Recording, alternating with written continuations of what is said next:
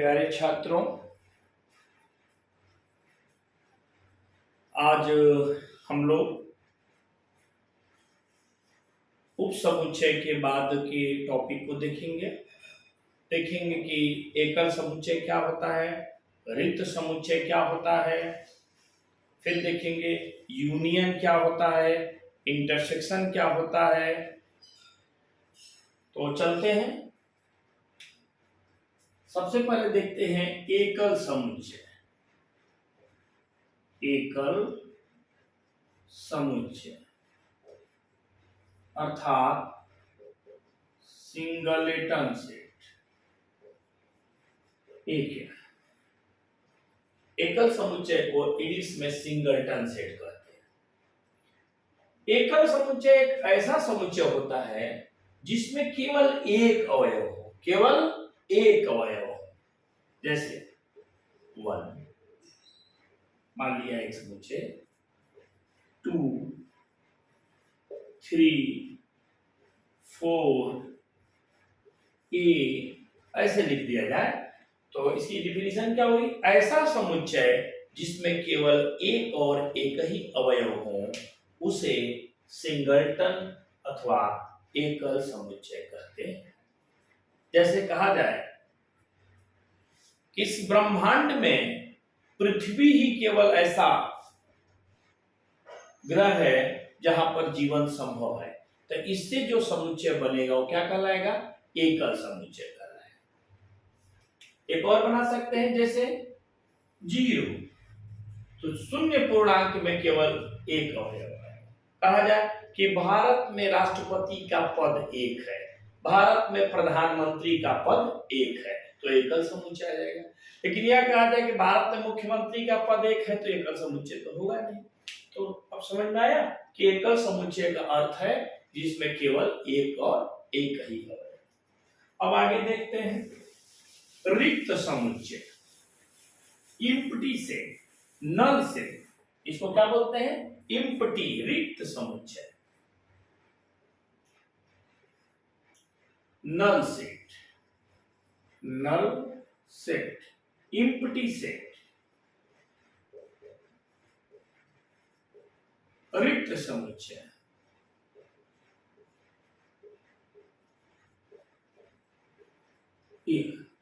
रिक्त समुच्चय उसे कहते हैं जिसमें ऐसा समुच्चय जिसमें कोई भी अवयव न हो। इसे प्रदर्शित करने का तरीका यह है कि ऐसे लिख करके खाली छोड़ देते हैं। जैसे कोई कमरा है, एक कमरा है, कमरे में से सभी लोग चले जाएंगे, कुछ बचेगा क्या है? खाली जगह है, तो इम्प्टी सेट।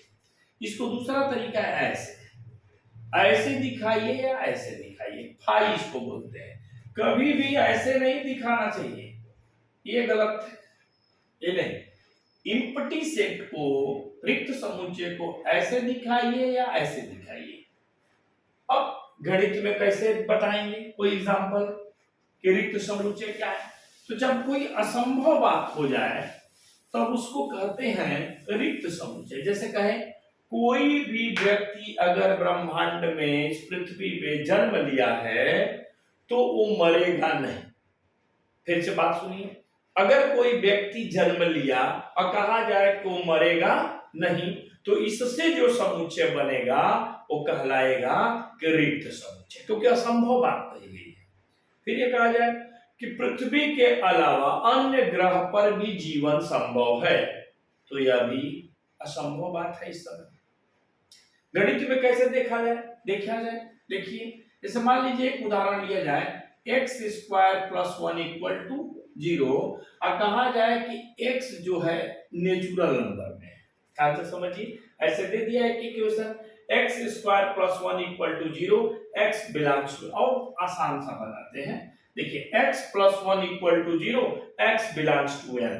इससे जो बनेगा x के सॉल्यूशन, जो सॉल्यूशन है समीकरण, इस समीकरण से जो सॉल्यूशन बनेगा वो क्या रिक्त समुच्चय होगा कि नहीं होगा? देखिए यहां पर आ गया x = -1।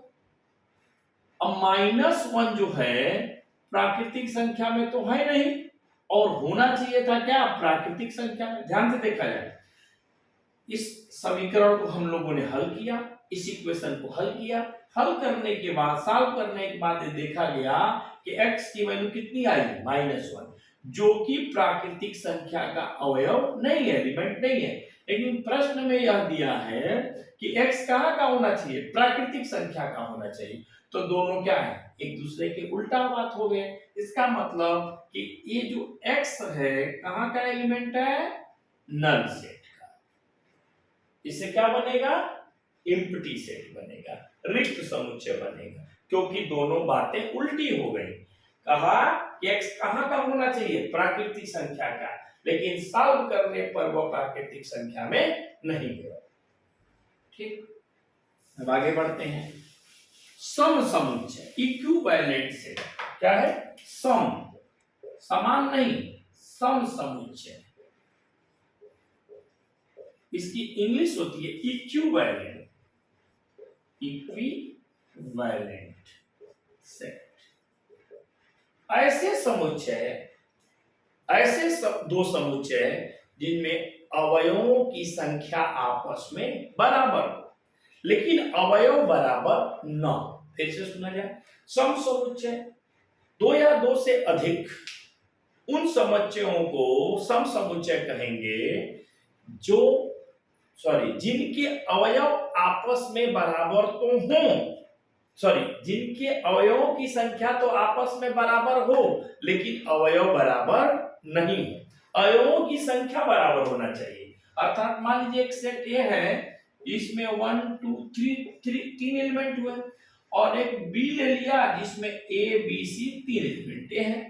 तो ए में भी तीन एलिमेंट, बी में भी तीन एलिमेंट, लेकिन दोनों आपस में अवयव बराबर नहीं है। देखिए, ए यहाँ है, ए यहाँ 1 है, बी है तो 2 है, सी है तो 3 है।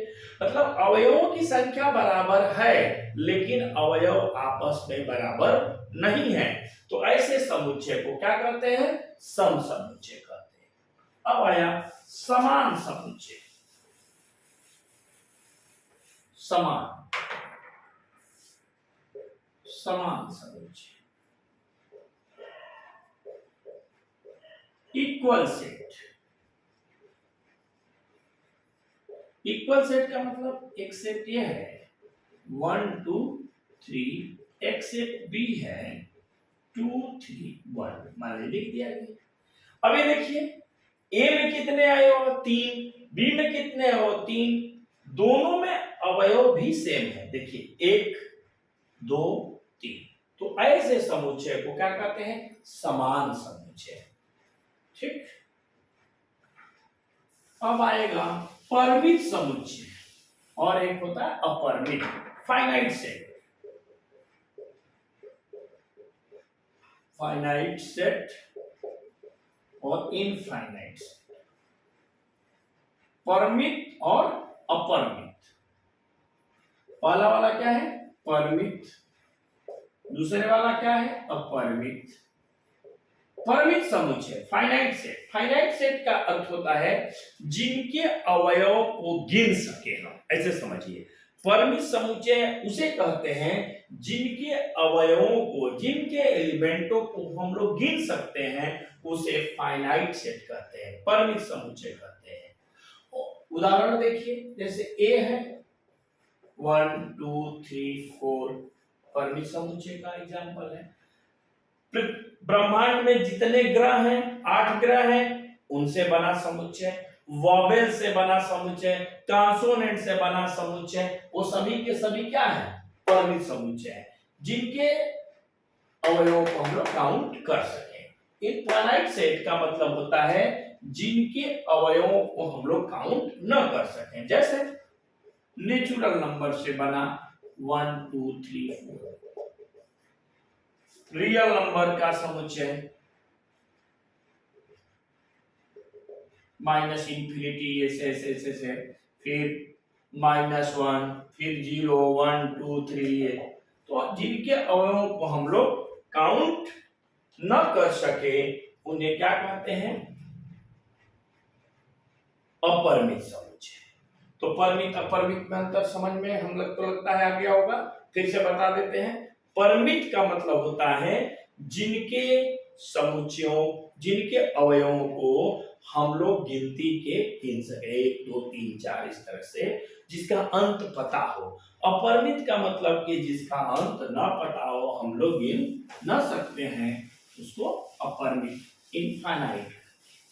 अब हम लोग आते हैं समुच्चयों की संक्रियाएं। जिस तरह से अंकगणित में जोड़, घटाना, गुणा, भाग होता है, उसी तरह से समुच्चय में भी कुछ संक्रियाएं हैं।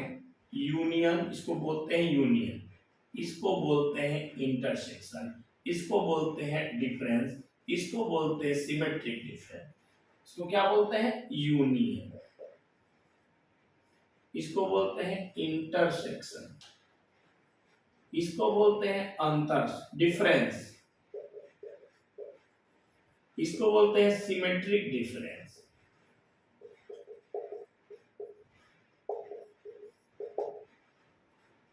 पहले वाले को बोलेंगे यूनियन, दूसरे वाले को बोलेंगे इंटरसेक्शन, तीसरे वाले को बोलेंगे डिफरेंस, चौथे वाले को बोलेंगे सिमेट्रिक डिफरेंस। सममित अंतर, इसको अंतर, इसको सर्वनिष्ठ, वयनिष्ठ और इसको संघ।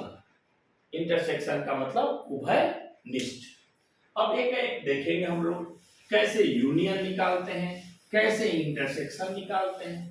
तो यूनियन निकालने का तरीका देखिए, सभी लोग ध्यान से इसको समझेंगे। मान लीजिए एक ए समुच्चय है, इसमें ए बी सी, एक बी समुच्चय है, इसमें ए डी ई। अब हमको यूनियन निकालना है। यूनियन का मतलब होता है, ध्यान से पहले इसको समझिए, एकदम व्यवहारिक।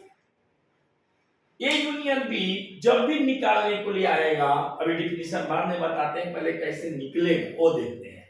तो ए यूनियन बी जब भी निकालना होगा तो ए और बी के सभी दोनों समुच्चयों के अवयवों को, एलिमेंटों को लिखना है, बस रिपीट नहीं होना चाहिए। फिर से सुने, ए यूनियन बी जब भी निकालना होगा तो ए और बी दोनों के अवयवों को केवल लिख डालिए। तो लिख डालिए A B C, A B लिखना है चूंकि आ चुका है, रिपीट हो जाएगा, डी और ई लिख दिया हम लोग। फिर से सुनिए, ये यूनियन बी निकालने का तरीका है कि ए और बी के जितने हैं वो सबको लिखना है, लेकिन कोई चीज रिपीट नहीं होना चाहिए। तो ए बी सी तो लिख लिया, चूंकि ए यहां है, लेकिन ए ऑलरेडी पहले से लिख चुके हैं, इसलिए नहीं लिखेंगे। तो अब डिफिनीशन क्या हुई कि ए यूनियन बी का मतलब ये होता है कि ए में हो या बी में हो, वो ए यूनियन बी में होगा।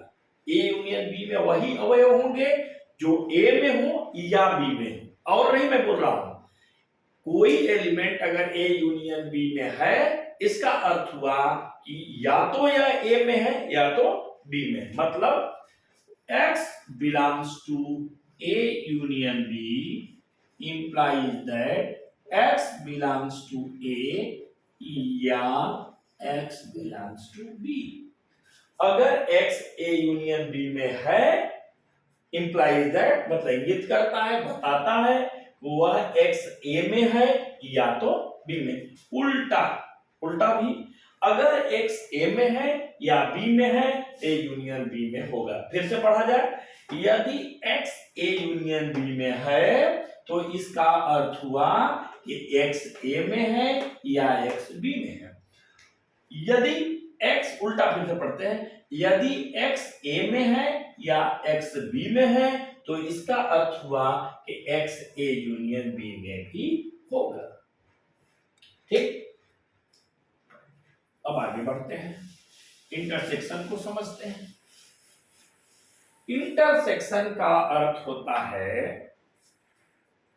कि इंटरसेक्शन, इन दोनों में जो भी कॉमन हो वह इंटरसेक्शन में होता है। निकालने का ही तरीका है, ए और बी में कुछ भी कॉमन होगा वो इंटरसेक्शन में रखा जाएगा। देखिए ए का मान रख लिया गया। इंटरसेक्शन की डेफिनेशन क्या होती है? यदि x कोई ए इंटरसेक्शन बी में है तो इसका अर्थ हुआ x ए में भी होगा और बी में भी होगा, और x ए में भी होगा और बी में भी होगा। x ए इंटरसेक्शन बी में है तो इसका अर्थ हुआ कि x ए में है और x बी में है। ठीक है, देखिए x A intersection B implies that x A में है और x B में है। उल्टा x A में है और x B में है तो इसका अर्थ हुआ तो इंटरसेक्शन में भी होगा।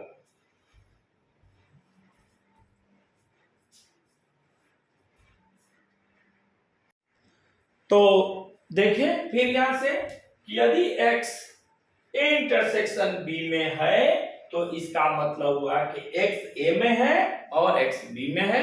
उल्टा फिर वही बात कि x ए में है और x बी में है तो ए इंटरसेक्शन बी में होगा। तो कभी कभी ये बात होगी और मन में बात आनी भी चाहिए थी। मान लीजिए कोई एलिमेंट कॉमन नहीं, ठीक है, देखिए यहां पर दिख रहा है कि दोनों में जो है अलग अलग है एलिमेंट। तो इसका मतलब क्या हुआ कि ए इंटरसेक्शन बी में कोई भी अवयव कॉमन नहीं है। इसका मतलब क्या है? Empty set. तो ऐसे समुच्चयों को क्या कहते हैं? विसंधित समुच्चय कहते हैं। डिसजॉइंट सेट क्या कहते हैं? विसंधित, डिसजॉइंट। ऐसे दो समुच्चय जिनमें कोई भी अवयव कॉमन न हो तो ऐसे समुच्चयों को डिसजॉइंट या विसंधित समुच्चय कहते हैं। आगे बढ़ते हैं।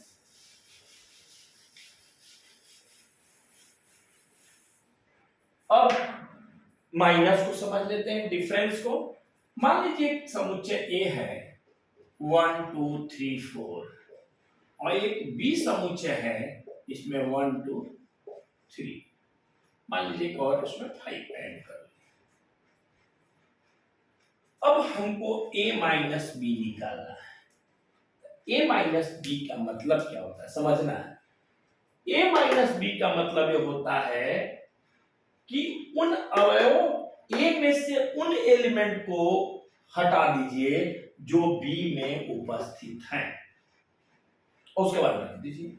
मतलब a माइनस बी में वही एलिमेंट रखे जाएंगे जो a में हों लेकिन b में उपस्थित ना। अब देखिए 1 है, 2 है, 3 है, 4। तो 4 a में है लेकिन b में नहीं है। a माइनस बी का अर्थ यह हुआ कि कोई एलिमेंट अगर a माइनस बी में है तो a में होगा लेकिन b में नहीं होगा। अर्थात 4 जो है a में है लेकिन b में नहीं है। वही अगर हम b माइनस a निकालें तो इसका मतलब वो b में होना चाहिए लेकिन a में होना नहीं चाहिए। तो b माइनस a का मतलब 5। अगर इसको सिंबॉलिक भाषा में देखें तो x अगर a माइनस बी में है तो इसका मतलब हुआ कि x तो a में है बट